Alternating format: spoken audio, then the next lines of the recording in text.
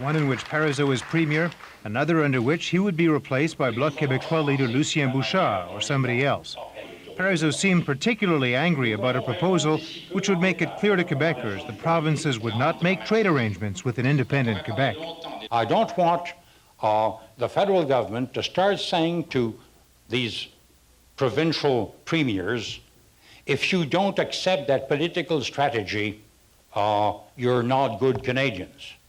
If you look at this incident and the leak alleging the premier's lobster pot remarks, then you end up with a battle of the leaks and a recipe for a potentially dirty campaign leading up to the referendum. Howard Schwartz, Pulse News. Mohawk peacekeepers from Ganawage and Akwesasne could soon be moving into Kanesatake at Oka. George Alexander is following the fallout over the discovery of huge marijuana fields in and around Kanesatake. Mohawk chiefs met behind closed doors this morning, then called in the media to put the blame on Ottawa. The chiefs admit there are problems with marijuana, but say the only permanent solution is a Mohawk police force in Oka. They're now looking at possible interim measures. I'll have more on Pulse at 6. The Sun Youth organization moved in today to help the victims of a 5-alarm fire. It destroyed a residential building in downtown Montreal yesterday.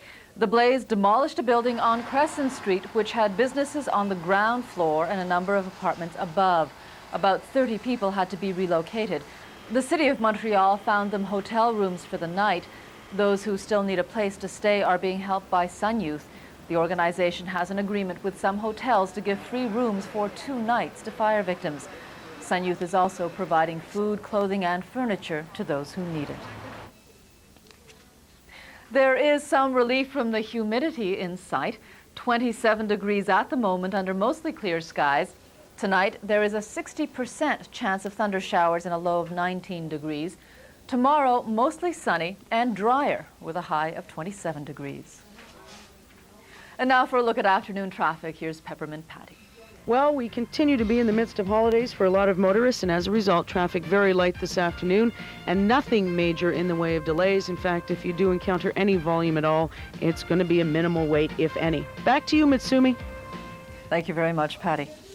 And at the height of the barbecue season, an interesting study on hot dogs. It was conducted by Protégez-vous magazine. It seems there were problems with 36% of the 81 hot dog samples tested. The study found that Levitt's all-beef, Schneider's Lifestyle, and Taillefer all-beef hot dogs had bacteria counts in excess of 1 million per gram.